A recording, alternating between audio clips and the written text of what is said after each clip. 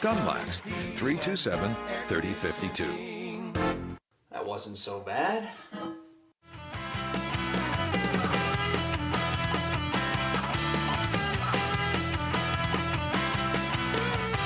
Welcome back to the Renegade Report. I am Francis Mayer, and I am one of the world's luckiest people because I get to spend my days and my evenings covering the wide world of Renegade athletics. For those of you who are not indoctrinated into our awesome world, let me just tell you, BC Athletics has been around for over 90 years, and it's a tradition that has sent created many professional athletes and created many professionals. We have a lot of people in this community who have been touched by Renegade Athletics directly, indirectly. They've had cousins, they've had friends, they've had brothers, they've had sisters who have been involved in our program, and they've taken those qualities that they have honed in athletics, discipline, teamwork, commitments, and they've taken them out into the professional world, and it's just something that I am extremely proud of and happy to be involved with. Right now, we have back on the show Mr. Mo. Mo, you and I did not hit it off at first. You and I kind of bumped heads at first. We did. You know, I'm also very involved because I am the sports editor for the Renegade Rip. So I'm very also involved, maybe not as much as you are with Renegade Athletics. But, you know, I have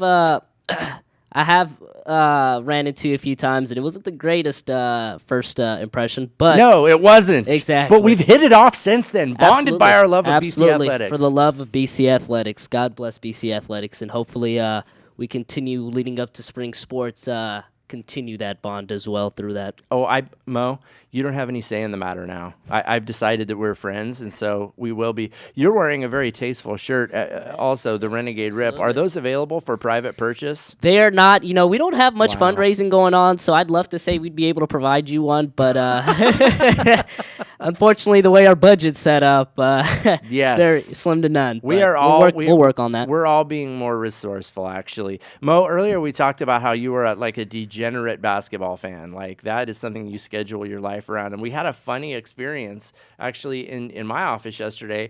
Emery, who was a coach on the basketball team for many, many years, the women's basketball team with Paula Dahl, but he has a family, he has a young child, and he has had to devote himself to being a father the last few years.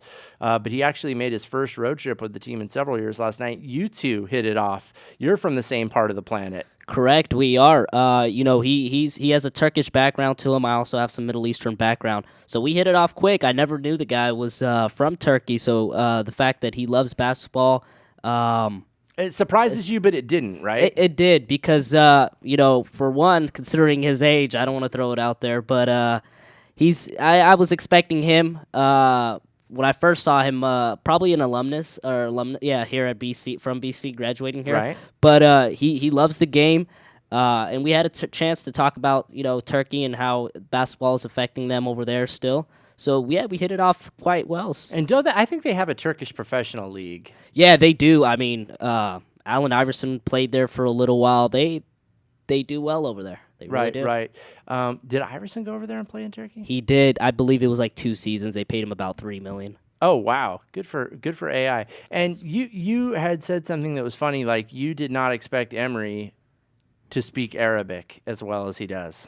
Correct. He seems like he's been here for so long that Arabic was just going to be a lost art for him. No, and plus you just said like physically. Physically, you absolutely. didn't think he was from the Middle East. Not at all. And that is such a wonderful lesson. My daughter is learning about Martin Luther King right now, and she was asking me about, you know, issues of race. And you know, it's really weird when you have children is explaining big issues to them because, you know, you think you know everything as an adult, but boy, when you have to break a big issue down for a child, it really makes you stop and think. And the lesson there with Emery is like, man, you know, never judge a book by its cover. Like, people come in all shapes and sizes, and they're from all, you know, different kinds of places.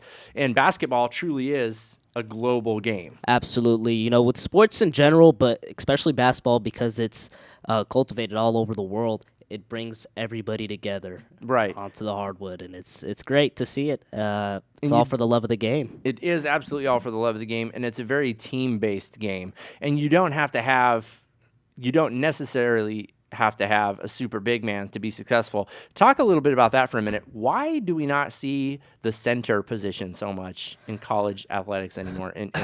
Well, yeah, even at the professional level as well, there's no true centers really anymore. It's almost become such a hybrid that And then it starts at the high school level now, where you have a guy that's 6'3", but he'll be playing the center position. But you put him at the next level, he's going to be a point guard at least. So it's a game. Basketball's a game that's stretched out. Got a lot of shooters that can shoot now. Big men can step out and hit 15 to 25-foot jumpers. So the game has definitely taken a turn.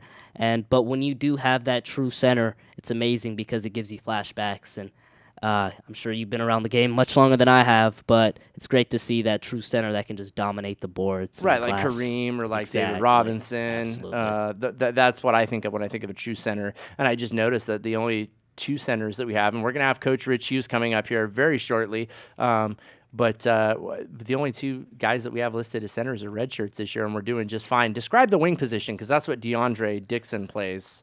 Correct, yeah. DeAndre is also one of those big men that he's listed at 6'9", and you'd expect him, compared to these other junior college basketball players. He could be a center. He could be a center, Sure. But because of his thin stature, such as like Kevin Durant, who's also about 6'9", but very long, he can step out, and that's the great thing about DeAndre. But when it's time and he knows that he can go down low and make it look easy down there with paint points, it's amazing. But I hope he can get back to being 100%. He did have 17 points last night, but it's going to take a lot more than just him as well, and Jameek.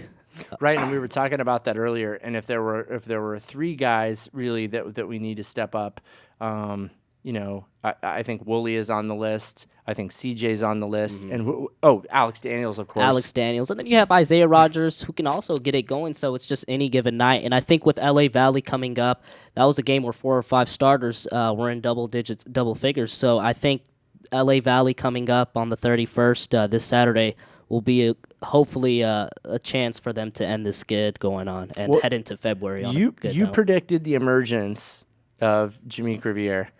Who do you predict is going to step up in that 6-man role? I want you to pick one guy. Who is your double-digit surprise? I'm here contributor in our next game.